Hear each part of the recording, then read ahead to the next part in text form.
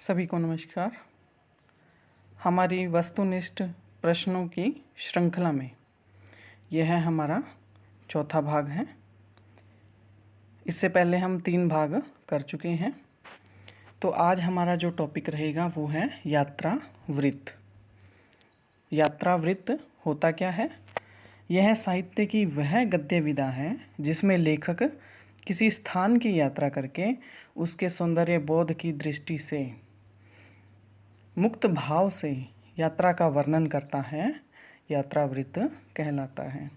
यानी कि साहित्य की वह गद्य विधा जिसमें किसी यात्रा का वर्णन किया जाता है तो वो यात्रा वृत्त कहलाता है।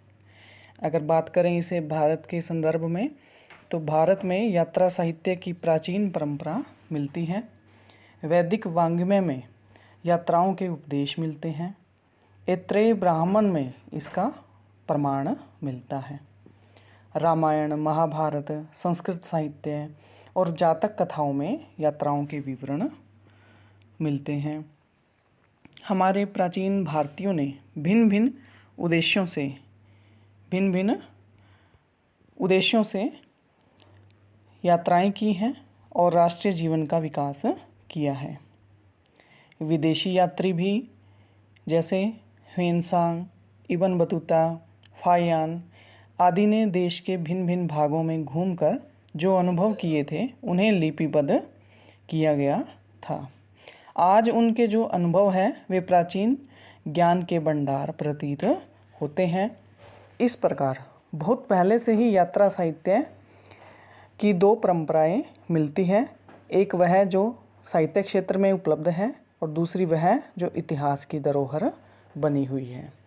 तो इस तरह से आज का हमारा जो टॉपिक है वो हम आरंभ करते हैं कि यात्रा वृत्त है वो कौन कौन से मुख्य यात्रा वृत्त है और कौन सी उनकी प्रमुख रचनाएं हैं, किन विद्वानों ने कौन से यात्रा वृत्त लिखे हैं। तो हमारे यहाँ पर सबसे पहला प्रश्न है कि भारतेंदु ने यात्रा वृत्त संबंधी कौन सी रचना लिखी है। भारतेंदु जी ने यात्रा वृत्त संबंधी कौन सी रचना लिखी है? तो हमारे पास ऑप्शन ए है गया यात्रा, ऑप्शन नंबर बी इलाहाबाद की यात्रा, ऑप्शन सी गंगा पार की यात्रा और ऑप्शन डी है हमारा सरयू पार की यात्रा। तो यहाँ पे हमारा उत्तर रहेगा ऑप्शन नंबर डी सरयू पार की यात्रा। भारतेंदु जी के बारे में अगर हम उनके यात्रा वृत्त रचनाएं और देखें तो कौन कौन सी हैं? एक है सरयू पार की यात्रा, मेहंदावल की यात्रा, लखनऊ की यात्रा और हरिद्वार की यात्रा। ये इनकी जो यात्रा वृत्त रचनाएं हैं ये कवि वचन सुधा नामक जो पत्रिका है उसमें 1871 से 79 यानी कि 79 ईस्वी तक लगातार ये अंकों में प्रकाशित होती रही है।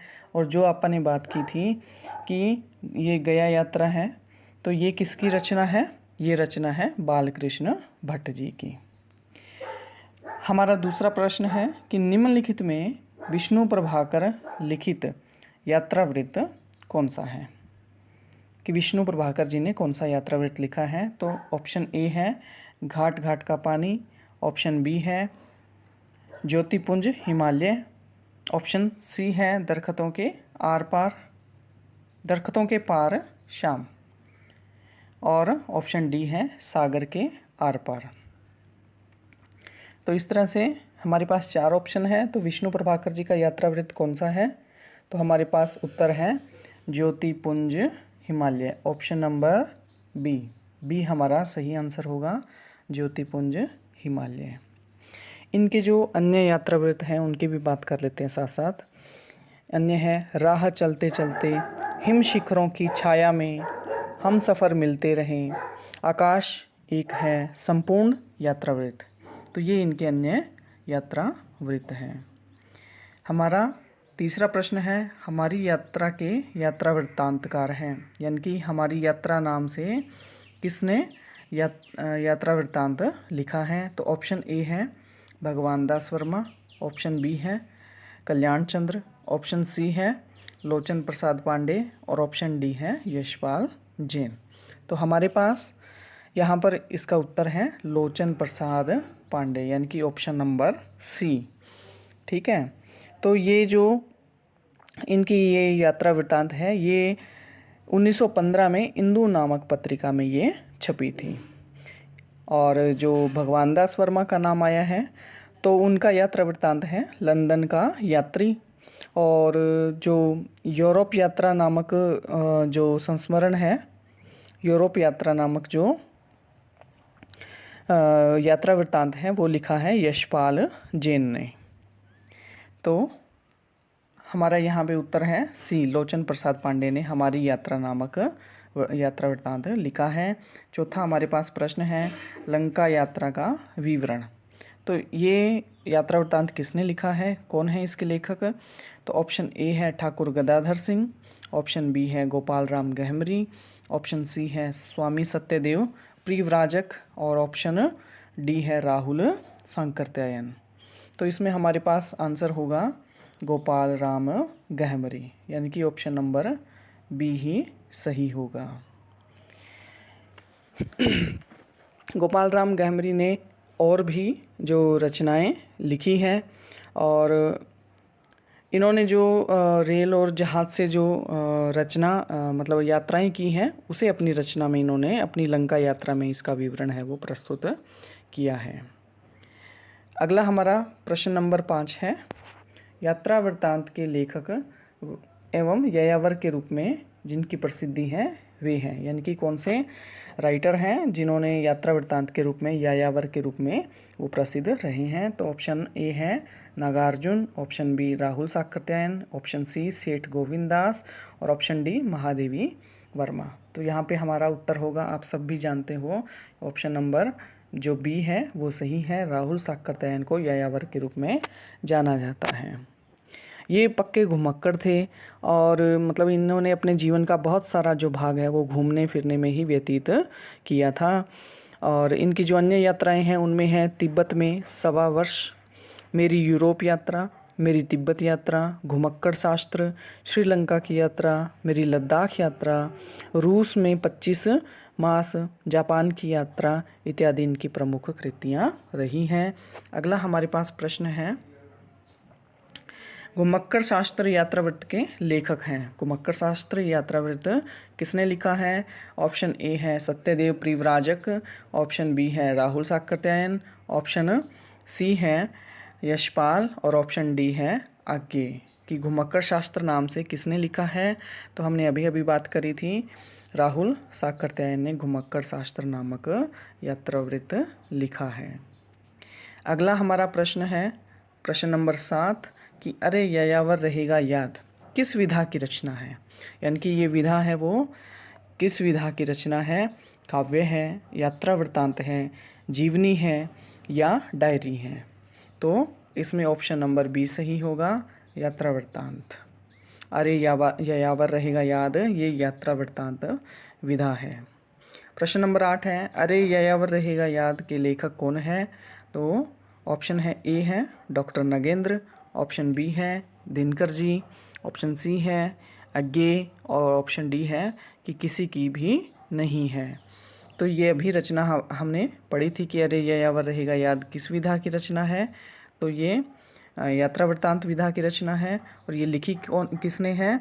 तो ये लिखी है आज्ञे जी ने। तो यहाँ पर अपना ऑप्शन नंबर सी है वो सही होगा। चलते हैं अपने अगले प्रश्न की ओर। प्रश्न नंबर 9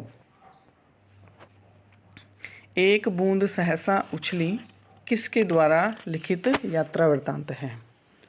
एक बूंद सहसा उछली ये किसके द्वारा लिखित यात्रा वृत्तांत है?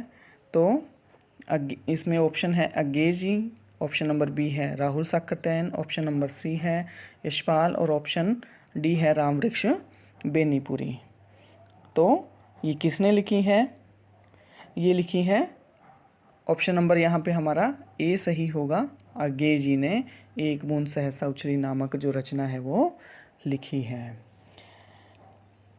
इनसे संबंधित हम अन्य जो महत्वपूर्ण तथ्यों की बात करें आज्ञे जी से संबंधित, तो 1955 में ये यूनेस्को के निमंत्रण पर आज्ञे जी ने यूरोप भ्रमण किया था और इस यात्रा का वृतांत ही उन्होंने इसमें व्यक्त किया है, एक बूंद सहसा उछली में। ठीक है, तो इनके 4 छोटे यात्रा वृतांत और भी हैं। 20वीं सदी का गोलोक, वसंत का अग्रदूत, ऋणी स्वीकारी हूँ और अज्ञे अपनी निगाहों में, अज्ञे अपनी निगाहों में। ठीक है, तो जो 20वीं सदी का गोलोक है तो ये एक बूंद सहसा उछली का ही एक अंश है। एक बूंद सहसा उछली किसने लिखी है? अज्ञे जी ने। और 20वीं सदी का गोलोक नामक जो यात्रावृत्त है वो भी इसी का ही एक अंश है। आगे चलते हैं हम प्रश्न नंबर 10 की तरफ। प्रश्न नंबर 10 है कि राम वृक्ष बेनीपुरी की कौन सी कृति यात्रा वृत्तांत है। यानी कि ये चारों जो कृतियां हैं ये राम वृक्ष बेनीपुरी जी की है और इनकी कौन सी कृति है वो यात्रा वृत्तांत है। तो यहाँ पे ऑप्शन हमारे पास ए है सागर की लहरों पर, बी है अप्रवासी की यात्राएं, सी है पैरों में पंख बांधकर और डी है मेरी यूरोप यात्रा। तो यहाँ पे हमारा ऑप्शन नंबर सी सही होगा। पैरों में पंख बांधकर जो रचना है वो राम वृक्ष बेनीपुरी जी की यात्रा वृत्तांत है। एक इनका यात्रा वृत्तांत और भी है, उड़ते चलो, जो कि 1954 में प्रकाशित हुआ था। अगला प्रश्न है और अंतिम प्रश्न है ये हमारा इस श्रृंखला का, आखिरी चट्टान रचना के लेखक है। यानी कि आखिरी चट्टान नामक जो रचना है ये किसने लिखी है। तो इसमें हमारे पास ऑप्शन है मोहन राकेश, अमृत राय, रांगे राघव और राहुल साकरत्यायन। तो हमारा यहाँ पे उत्तर होगा, कौन सा ऑप्शन सही होगा? ऑप्शन ए, यानी कि मोहन राकेश ने आखिरी चट्टान नामक रचना है वो लिखी है और ये उनका यात्रावृत्त है और जो कि भारतीय ज्ञानपीठ से प्रकाशित हुआ था।